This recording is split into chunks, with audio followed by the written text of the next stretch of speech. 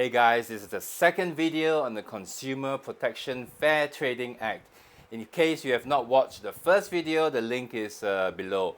Now, the Consumer Protection Fair Trading Act was amended in 2012 to include a lemon law, which allows consumers to pursue sellers or merchants for claims involving faulty goods purchased within a 6-month period.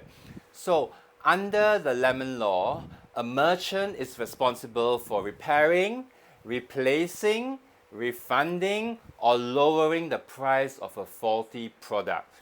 The lemon law in Singapore covers all consumer products such as cars, home appliances, furniture, digital devices, and many more. It applies to any merchant who sells a consumer product in Singapore. So, besides consumer products bought and sold in Singapore, the lemon law also covers second-hand goods and cars. However, if a claim is made under the lemon law in respect of second-hand goods or cars, the age and the condition at the time of the delivery and the price paid during the time of the delivery will be taken into consideration. The lemon law does not cover services purchased by a consumer. So if you buy a massage package, a forex trading course, okay, it's not covered under the lemon law. If you don't like the massage or you don't make money from the forex trading course, you cannot. You're not covered under the lemon law. The lemon law also does not apply to real estate or hired or rented items like rental of machinery, cranes, or rental of DVDs, blah blah blah. Now, business to business and consumer to consumer transactions are also not covered by the lemon law. So if a person, okay, a consumer sells an Apple MacBook, okay, to another consumer in the carousel platform, is considered a consumer-to-consumer transaction, so it's not covered by the lemon law. For the lemon law to apply, the transferee has to deal as a consumer. And if the seller, the transferor, who is also the seller, says that the buyer or the transferee is not a consumer, the burden is on the seller to prove that he is not a consumer. Then he has to prove that the buyer is not a consumer, not the consumer has to prove that he is a consumer. And number two, okay, the goods do not conform to the applicable contract at the time of delivery, and this applies for a period of 6 months after delivery. And the third requirement is the contract was made on or after the 1st of September 2012. If the lemon law applies, the buyer can require the seller to repair or to replace the goods under Section 15 of Under Section 16 of the Act, the buyer can require the seller to give a discount to take into account the non-conformity or to cancel the contract and get a refund. This is called rescission.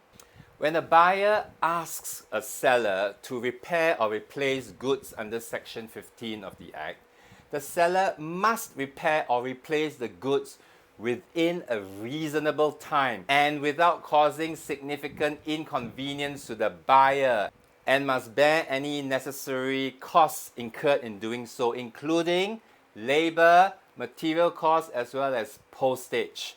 There is an exception though.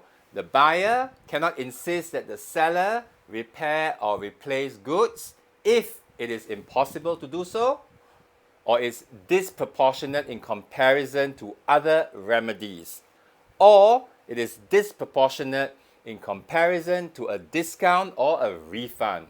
A remedy is disproportionate in comparison to another if it imposes costs which are unreasonable. For example, if a seller sells a washing machine to the buyer, okay, and the cost price of the washing machine to the seller is $500, okay? Now, if it costs $200 or $300 to repair the washing machine, then the cost of repairing is disproportionate. It's more than half the price of the cost price of the washing machine to the seller. A remedy is also disproportionate in comparison to another if another remedy can be effected without causing significant inconvenience to the transferee, who is the buyer. Section 16 of the Act deals with the reduction in the amount to be paid or rescission of the contract, which is cancellation of contract.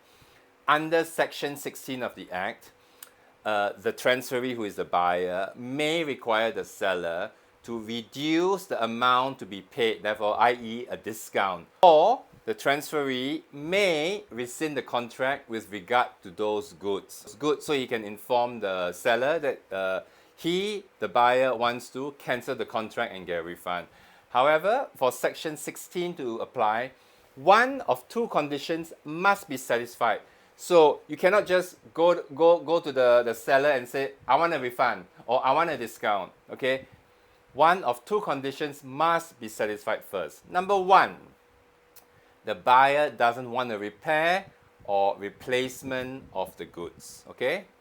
This is one of the conditions. The second condition is the buyer asks the seller to repair or replace the goods, but the seller does not do so within a reasonable time and without causing significant inconvenience to the transferee.